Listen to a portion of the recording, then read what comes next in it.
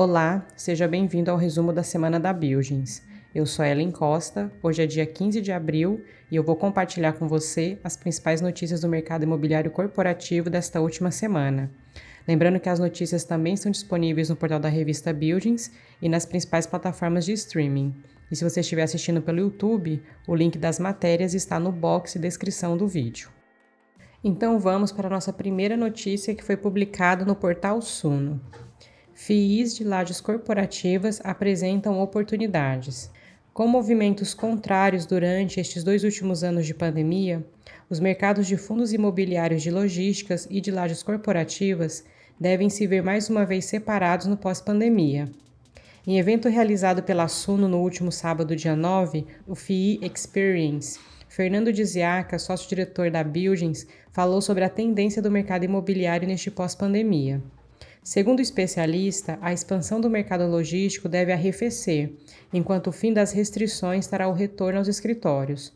No ano de 2021, o setor de condomínios logísticos alcançou uma absorção recorde de 1 milhão de metros quadrados locados em um único trimestre, enquanto a média até então era de 550 mil metros quadrados. Já neste primeiro trimestre de 2022, Fernando conta que esse número caiu bruscamente para 450 mil metros quadrados. Segundo Diziacas, essa queda na absorção apresenta um cenário preocupante por 2 motivos.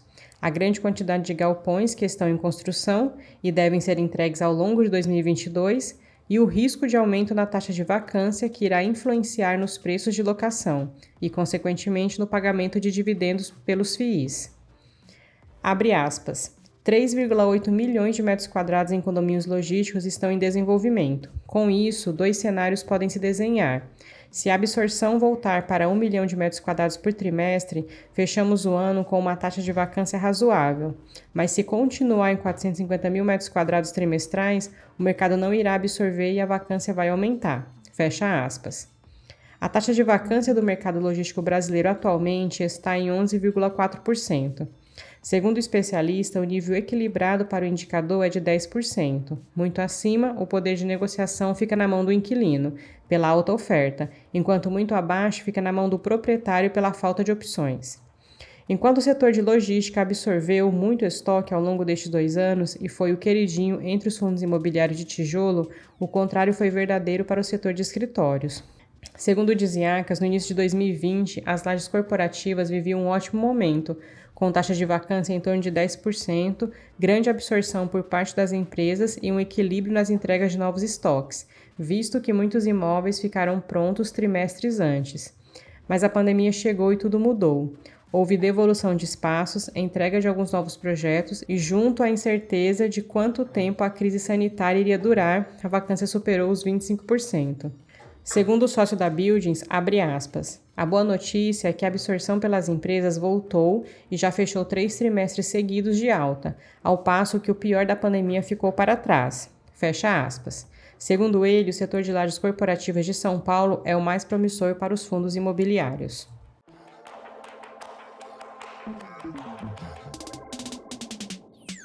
Nossa próxima notícia foi publicada no Yahoo Finanças.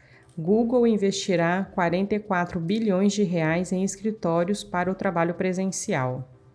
Contrariando a onda do home office, o Google anunciou na última quarta-feira, dia 13, que investirá 9,5 bilhões de dólares, o equivalente a 44 bilhões de reais, em escritórios e centrais de processamento de dados nos Estados Unidos. A quantia será aplicada ao longo de 2022 e é superior à do ano passado, de 7 bilhões de dólares, ou 33 bilhões de reais. Pode parecer contraintuitivo aumentar nosso investimento em escritórios físicos, mesmo quando adotamos mais flexibilidade na forma como trabalhamos. No entanto, acreditamos que é mais importante do que nunca investir em nossos campi, disse a empresa em comunicado. Segundo o Google, o investimento possibilitará a criação de ao menos 12 mil empregos em tempo integral neste ano e em diversos estados norte-americanos, como Nevada, Nebraska e Virgínia, programados para receberem as centrais de dados. Desde o começo do mês, o Google tem exigido que funcionários retornem ao trabalho presencial em pelo menos 3 dias por semana. A medida vale para escritórios nos Estados Unidos, Reino Unido e Ásia. O anúncio acontece após 2 anos de pandemia. A gigante foi uma das primeiras a manter seus trabalhadores em casa quando o surto de Covid-19 começou. Na época, cada um recebeu $1.000 ou R$ 5.000 para equipar seus lares com cadeiras, luminárias e outros itens necessários ao home office.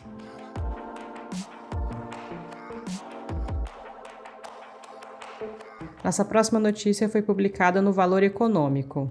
Via vai construir novo centro logístico, diz governo de Minas Gerais.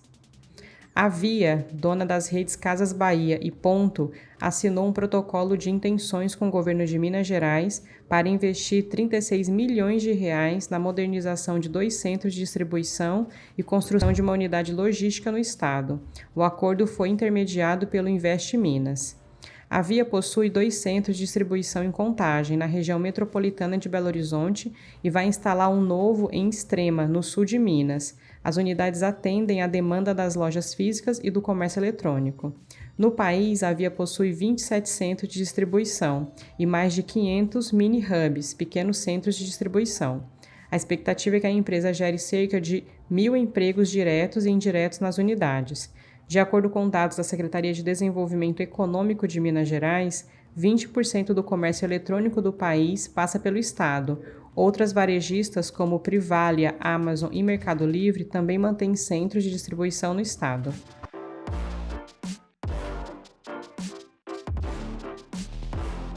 Nossa próxima notícia foi publicada na Money Times.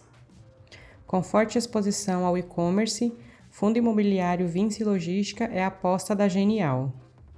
Com foco no segmento de e-commerce, o Fundo Imobiliário Vinci Logística, VILG11, entrou recentemente no radar da Genial Investimentos e conquistou a indicação de compra da corretora de valores.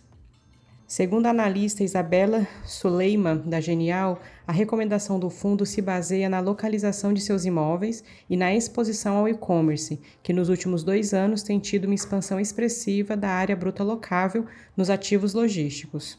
Também vemos como um ponto positivo o mix de contratos com maior exposição aos contratos na modalidade típica, uma vez que a forte busca por ativos logísticos por agentes de diversos setores, aliado à baixa vacância e poucas entregas, gera um ambiente favorável para o aumento de preços acima da inflação, conta a especialista. Atualmente, o Vinci Logística tem participação em 16 imóveis, distribuídos por 7 estados, somando cerca de 600 mil metros quadrados, sendo que essas propriedades estão alugadas para 70 inquilinos, como Tok-Tok, Magazine Luiza e Ambev. Do total de inquilinos, 38% são do setor de e-commerce, 26% do logístico, 9% de bebidas e alimentos, 7% cosméticos e 20% espalhados por outros segmentos. Suleiman da Genial chama atenção para o fato de que 52,6% dos contratos de locações do fundo vencem entre 2022 e 2023. Outro ponto a ser monitorado é a saída da L'Oréal do ativo Caxias Park, no estado do Rio de Janeiro. O inquilino é responsável por 6% da receita do fundo. O impacto da vacância será pequeno, uma vez que o fundo é bem diversificado no quesito inquilinos. Além disso, o aviso prévio acrescido da multa representa 12 meses de aluguel, disse.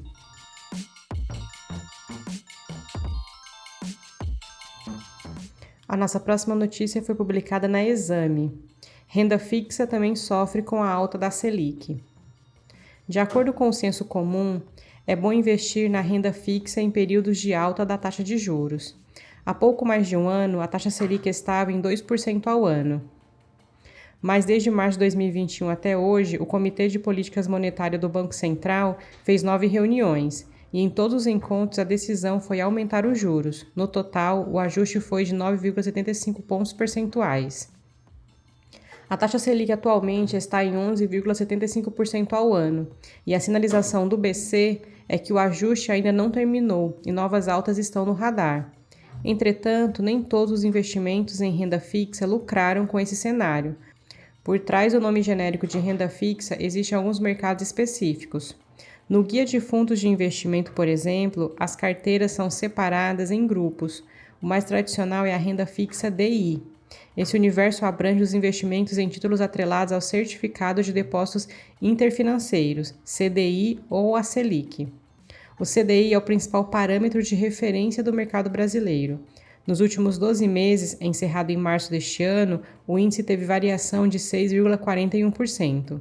Para acompanhar o mercado de títulos atrelados à Selic, a Anbima, uma associação das instituições financeiras, calcula o IMAS. Esse indicador rendeu 6,99% nos últimos 12 meses, mais do que o CDI. A razão para isso foi a queda do chamado prêmio das LFTs, também conhecidas como Tesouro Selic no Tesouro Direto, o sistema de negociação eletrônica de títulos públicos. O papel com vencimento em 2027, por exemplo, era negociado com um prêmio de 0,35% a um ano. Hoje o prêmio caiu para 0,18%. A queda do prêmio implica valorização adicional do título. E antes de finalizar, te convido para conferir os artigos e outras notícias disponíveis no portal da revista Buildings e também no nosso canal no YouTube. Eu sou Ellen Costa, vou ficando por aqui. Te desejo um excelente fim de semana e feriado. Nós voltamos a nos falar na próxima sexta-feira. Um abraço e até lá!